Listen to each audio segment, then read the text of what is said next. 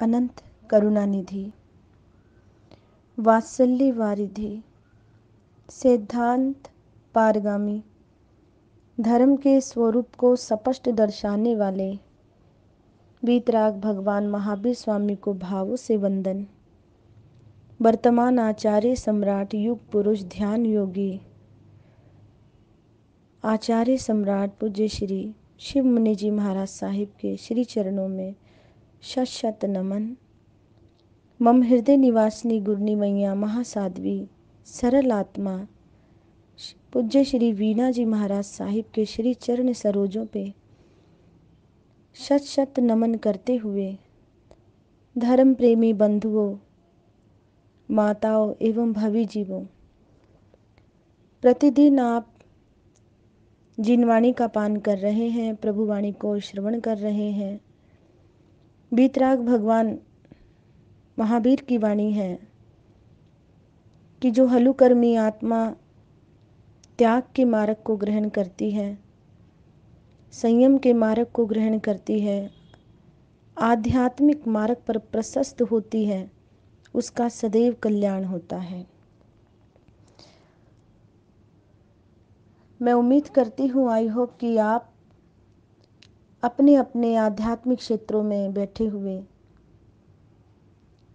माँ जिनवाणी की आराधना कर रहे हैं और प्रत्येक प्रसंगों को बड़े हृदय से ग्रहण भी कर रहे होंगे। लेकिन सबसे बड़ी बात ये होती है, सुनना अलग बात है, सुनाना अलग बात है, लेकिन आचरण करना विशेष बात है। हमें केवल मात्र परमात्मा की वाणी को आचरण में लेना है और आचरण में लेना ही हमारी निजातम कल्याण का मार्ग है। तो मैं आशा करती हूँ कि आप सुनकर के सभी आचरण में अवश्य में लेते होंगे। कहा भी गया है कि गन्ना मीठा होता है, गन्ने से मीठा राब होता है, राब से मीठा गुड़ होता है, गुड़ से मीठी शक्कर होती है, शक्कर से मीठी मिश्री होती है, मिश्री से भी मीठा अमृत होता है और अमृत से भी मीठी जिनवाणी होती है, गुरुवाणी होती है, संत वाणी होती है। गुरुवाणी आमवाणी नहीं वर्ण आकाशवाणी होती है। महापुरुष ने कहा है, चिंतक ज्ञानी आत्माओं ने, विद्वानों ने, कि आकाशवाणी होती है, पर मेरी सोच है जो इसे समझ ले, प्रभु वाणी को जो इसे समझ ले उसका बेड़ा पार है, और जो ना समझे वह ना समझो का सरदार है। क्योंकि समझना बहुत जरूरी है प्रभु वाणी को। लोग कहते हैं गुरु बनाना है, लोग कहते हैं गुरु बनाना है, किसे बनाए? प्रश्न चिन्ह लगा है कि गुरु बनाना है, किसे बनाए? सच्चा गुरु कोई मिलता नहीं, सब अधूरे हैं, ऐसा एक जिज्ञासु सोच रहा है कि सच्चा गुरु कोई मिलता नहीं, सब अधूरे हैं। पर विद्वान महापुरुष कहते हैं कि पूरे गुरु को मत ढूंढो, तुम स्वयं पूरे शिष्य बन जाओ, गुरु स्वयं पूरा मिल जाएगा। जब तक आप स्वयं कुछ नहीं बनेंगे और अपेक्षाएं रखते जाएंगे तो आप कैसे संपूर्ण बात को पा सकते हैं? शिष्य बन जाओ पूरे, तो गुरु भी स्वयं पूरा मिल जाएगा। गुरु पहले मिटाता है, गुरु पहले मिटाता है फिर बनाता है। वह पहले अहम की इमारत को ढाता है, गिरता है, और फिर प्रभु प्रसाद को बनाता है। भक्त और शिष्य में बड़ा फर्क होता है। जो गुरु को याद करे वह भक्त है, और गुरु जिसे याद करे वह शिष्य है। ये आपके भाग हैं, यहाँ आपकी पुण्यवानी। आपकी अंतरात्मा को पहचानने वाले गुरु भगवंत ही होते हैं, जो सच्चे संत फकीर।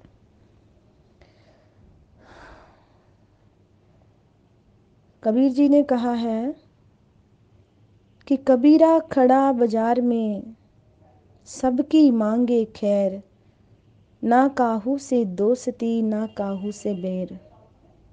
समभाव में रहने वाले ऐसे गुरु भगवंत प्रत्येक जीवात्मा को सच्चा मार्ग दिखाते हैं। ज्ञानी भगवंत तो डंके की चोट पर कह रहे हैं, असमझ तू समझ जा, जाग जा, तेरा अमूल्य समय बीतता जा रहा है। हे मानव, ऐसा गुरु भगवंत कहते हैं। अनादिकाल का अज्ञान अंधकार को हटाकर आत्मा का तेज उजागर कर, मिथ्यात्व के जहर का वमन कर, बोध बीज की प्राप्ति कर, निर्वाण पद को प्राप्त कर ले। ऐसा सच्चे गुरु भगवंत कहते हैं। ये ज्ञानी भगवंतों का संदेश है।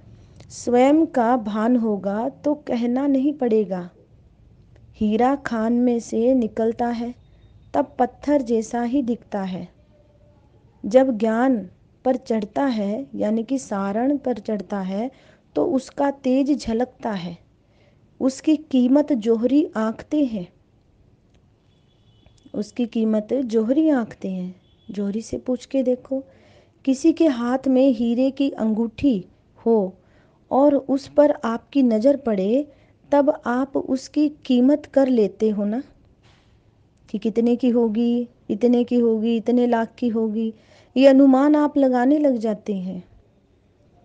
तो धर्म प्रेमी बंधुओं, जिस तरह हीरे पर सूर्य किरण पड़ती है और वह प्रकाशमान होता है, सूर्य का उदय होता है तो कमल खिल जाता है, उसी प्रकार प्रभु की वाणी सुनकर भव्य जीवों का हृदय भी कमल की भांति खिल उठता है। कमल की भांति खिल उठता है। हे भगवान, संसार में बहुत रगड़ा, बहुत खेला, ऐसा सोचो। अब कब आपके बताए हुए मार्ग पर आऊं और संसार दुखमय लगे, जिसको भव का भय लगा हो, विषयों के प्रति विराग जागा हो, ऐसा जीवों को देखकर साधु को भी आनंद आता है। जो ऐसे जीव हों जिसको भव का भय लगता हो कि मेरे भव भ्रमण ना हो, विषयों के प्रति विराग हो, राग नहीं, जो जगा हुआ हो, ऐसे जीवों को देख करके साधु को भी, संतों को भी, ज्ञानी आत्माओं को भी आनंद आता है। बहुत। प्रत्येक जीवात्मा अपने जीवन को सद्मार्ग पर ले जाए, यही प्रयास संत मुनि महात्माओं का होता है। वे संत मुनि महात्मा जो स्वयं सद्मार्ग को ग्रहण किए हुए हैं।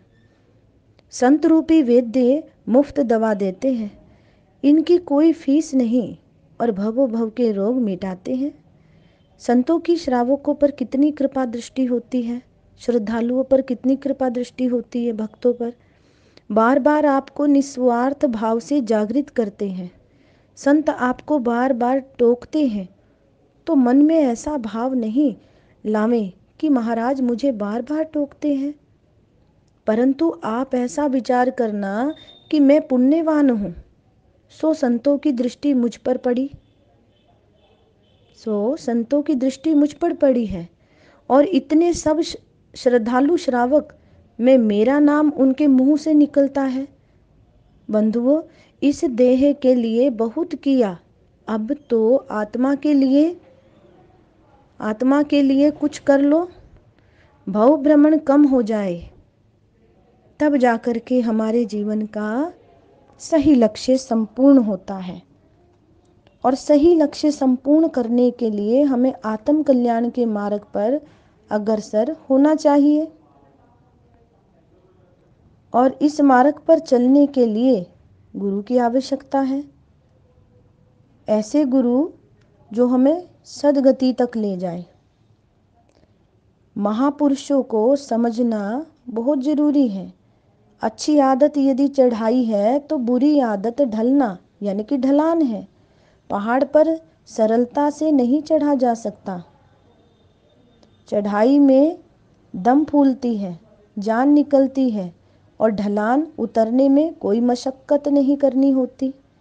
अच्छी आदत यानी कि प्रभुवाणी सुनने की, त्याग करने की, संयम पालने की, मर्यादा रखने की, दया पालने की अच्छी आदत डालना कठिन भले ही हो पर उसके साथ जीना स्वर्ग है। जबकि गलत आदत डालना तो सरल है पर उसके साथ जीना जहर पीना है। आदत अच्छी हो तो आदर ही आदर है और आदतें बुरी हो तो डर ही डर है, क्योंकि पाप में डर ही होता है और हमने डर वाला कार्य करना नहीं। अपनी आत्मा को स्वस्थ रखें और स्वच्छ रखें। अपनी जीभा को पावन पवित्र शब्दों से सुसज्जित करें। अपने जीवन को निर्मल, पवित्र और पावन रखें। अपने शुभ विचारों को प्रत्येक जीवात्मा की झोलियों में डालते जाएं। सभी के प्रति कल्याणकारी भावों को अपने हृदय में संजोए रखें। सभी के कल्याण की, शाश्वत कल्याण की और आत्म सुख की प्रार्थनाएं आप करते रहें। इन्हीं मंगल भावनाओं के साथ मैं साध्वी संचिता अपने वक्तव्य को विराम देती हूँ। जय महावीर। ओम शांति।